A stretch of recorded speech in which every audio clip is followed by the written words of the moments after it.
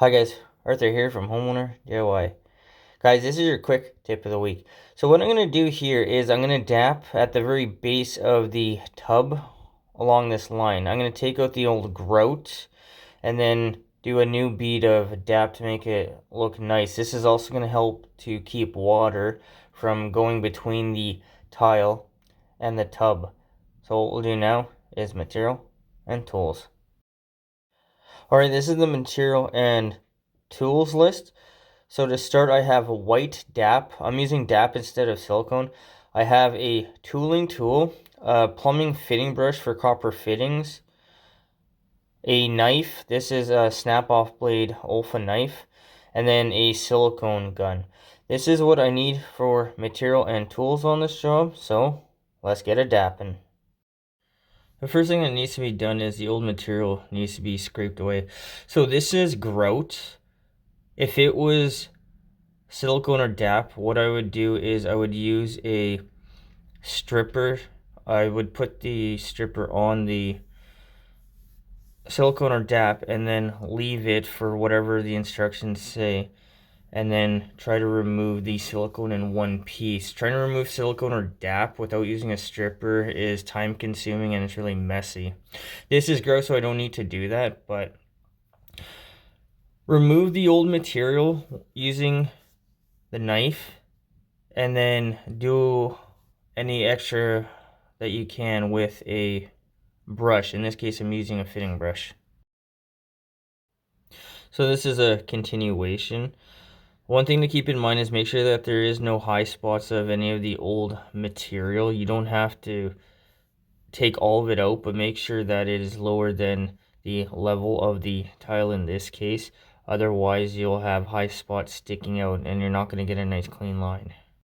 One thing to notice with this tile job, the tile on the left has been cut shorter than the tile on the right, so this is going to mean that a bigger bead of DAP, or if you're going to use silicone, is going to need to be used to bridge the space so everything looks uniform. So areas like this where you can still see the dark grout on the tub, make sure to clean this off so you will have a nice clean line when you do it. So this is the size of the bead that I'm going to be doing for this DAP. This is going to be dependent on how big of a gap you need to bridge. And here's our tooling tool. So this is the big side, this is the small side. I'm going to be using the bigger side because I want a wider bead on this one. Starting from the left, I'm going to do the bead of DAP. Now the bead is going to be dependent on how big of a gap you need to bridge. Don't put on an arbitrary amount and think you're just going to keep cleaning it off.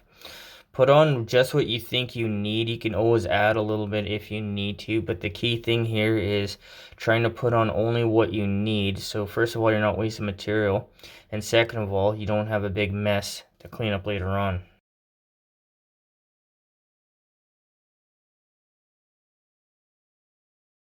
Now it's time for tooling. So pull back very gently and just go a few inches at a time and then clean off the excess. So here you see how much is being removed.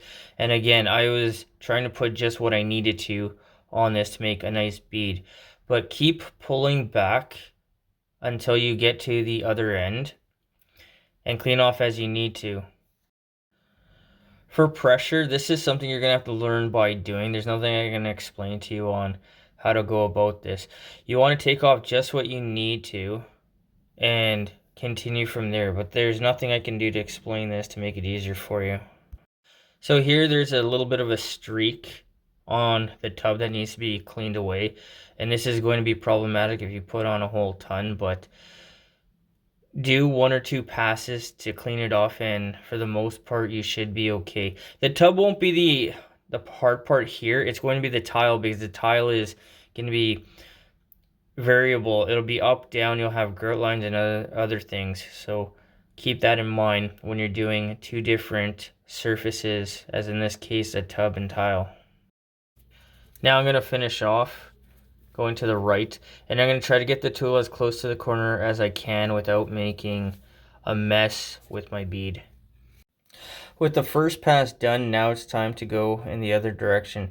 So whenever tooling silicone or dapped, you go in one direction and then you always go back the other way. So it'll be the same thing where you want to be selective about the pressure, and then you're going to go back and then clean everything going the other way. The reason to do this is because you're going to get a nice clean line and distribute the material evenly in both directions.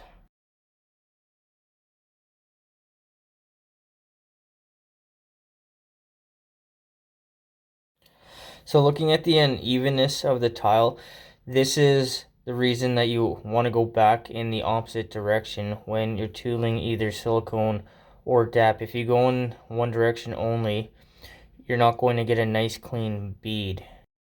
So this needs to be cleaned out to have a nice clean line. So what I'm going to do is use the pointy end of the tooling tool and just gently remove the excess and clean this up so there's a nice clean line.